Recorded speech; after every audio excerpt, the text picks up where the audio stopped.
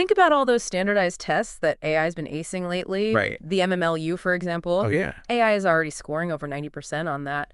But Mm. here's the thing. Oh, What happens when AI starts blowing past all of our benchmarks? Like, how do we even know how smart it is then? that is the million-dollar question, isn't it? I mean, we're almost at the point where traditional tests just don't cut it anymore. Right. It's like we need some kind of final exam to really push AI to its limits and see what it can actually do. That's where humanities last exam comes in, right? Or HLE for short. Exactly. And this benchmark is designed to be like the ultimate test, Yeah. pushing the boundaries of AI evaluation. And if you think about it, Okay. HLE can help us really understand where AI stands compared to us. To humans. Yeah, to human experts. I And mean, this wasn't just some small project. No. This was a massive global effort. Almost 1,000 experts wow. from over 500 institutions around the world Global. all came together to create 3,000 incredibly challenging questions. It's really unprecedented. I can't even imagine trying to coordinate something like that. It was a massive undertaking. And these questions cover everything, from math and computer science to classics and ecology. It really does span the entire spectrum of human knowledge. Yeah. The scale of the project is a testament to how seriously everyone's taking this. Right. We're not talking about simple trivia here. No. These questions require deep knowledge, complex reasoning, and to make it even more interesting, some of the questions even use images.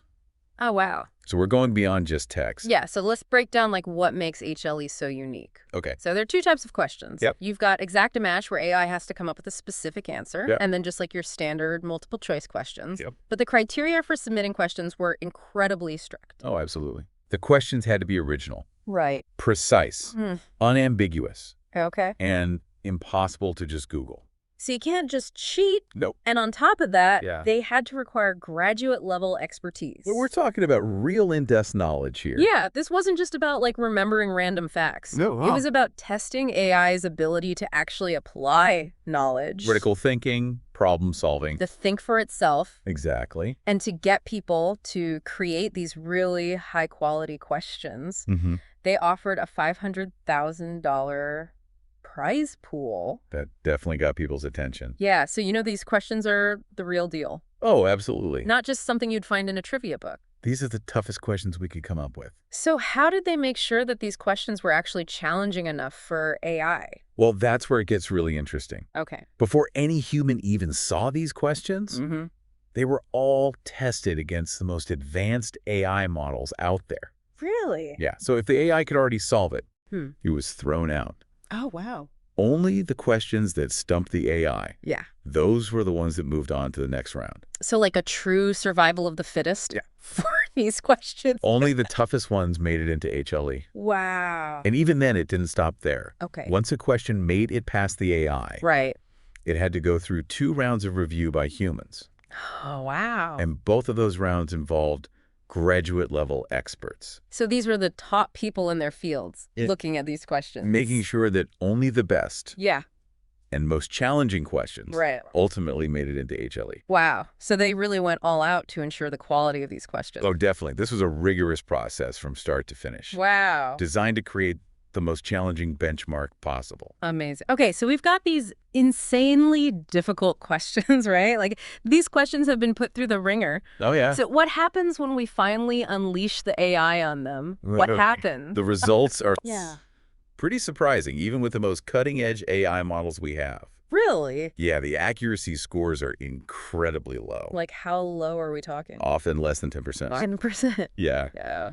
Wow. That's It's a stark reminder that yeah. despite all the hype, All the progress. we're still a long way from AI that can truly match human expertise. You'd think that with all the progress AI is making, You'd think so. that it would at least be able to score higher than 10%. Right. What's the reason for these low scores? One major issue is what researchers call AI hallucination. AI hallucination. Yeah, basically, instead of admitting they don't know the answer, Okay. these AI models just make stuff up. Really? And they do it with confidence. So they're just like, They're bluffing. yeah, bluffing their way through the test, Exactly. faking it till they make it. And that's something that HLE is specifically designed to measure. Okay. It uses something called calibration error. Calibration error. Yeah, it's a way to assess this tendency for AI to hallucinate. Mm. It really highlights one of the key areas where AI needs to improve. So it's not just about being right. Yeah, It's also about knowing when you're wrong. exactly. And that's like That the crucial... a pretty crucial skill for any expert. Absolutely, whether you're AI or human. For sure. And there's another interesting observation came out of HLE. Okay, what's that? The AI models that are specifically designed for reasoning, Oh, okay. the ones that are supposed to be better at complex thinking, Yeah. well, they require significantly more processing power Oh, wow. than the models that aren't focused on reasoning. Okay. But here's the kicker. Yeah. There's only a very small difference in performance. So they're using way more power, Way more. but not really getting that much further ahead. Exactly. That's, It's a sign that we're running into some serious computational challenges here. yeah, like it's not just about building bigger models, it's about Uh-huh. making them smarter. We need to find more efficient ways for them to learn and reason. It really highlights just how complex this whole thing is. Yeah, it's a massive undertaking. But even with these low scores, Mhm. we can't ignore the fact that AI is evolving at an incredible pace.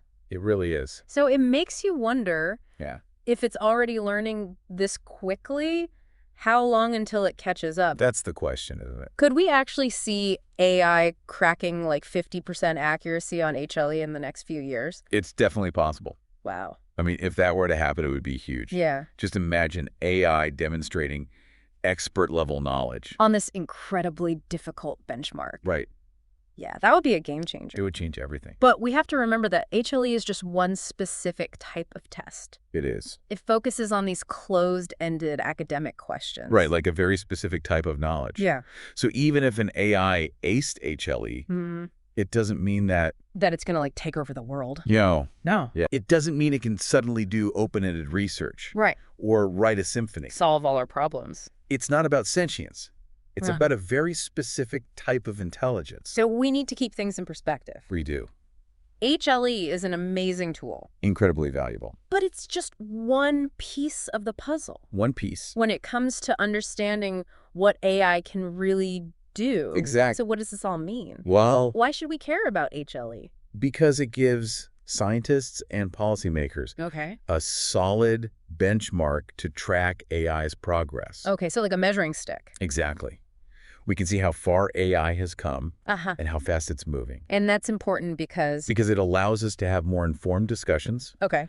about the potential of AI Yeah, and also the risks. the risks of AI. Right, which is something we need to think about very carefully. Yeah, because AI is coming, whether we're ready or not. It is. And HLE can help us prepare for that future. Absolutely. It's a tool for understanding and navigating this incredibly complex landscape. Like a map. Yeah, a map to the future of intelligence. You know, it's really amazing to think about all the effort that went into creating this benchmark. Yeah, and what's even more remarkable is that even though it's called humanities' last exam, Right. it's not really the end of the road when it comes to assessing AI.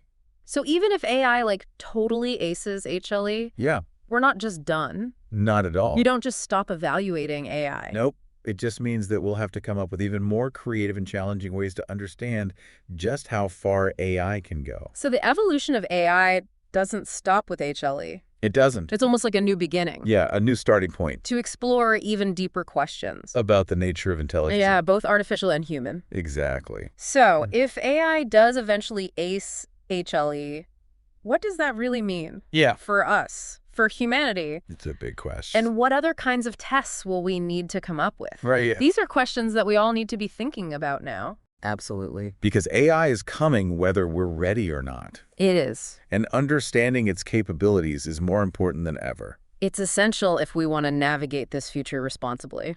That's a great point. Benchmarks like HLE are really valuable tools for understanding where AI is now and where it might be headed. So it's not just about testing AI. It's about understanding our own future. Exactly. Well, that's our deep dive into humanity's last exam. Yeah. A fascinating look at the cutting edge of AI assessment. It's been a great discussion. Until next time, keep those brain cells firing. And stay curious. And remember, the future of intelligence is unfolding right before our eyes.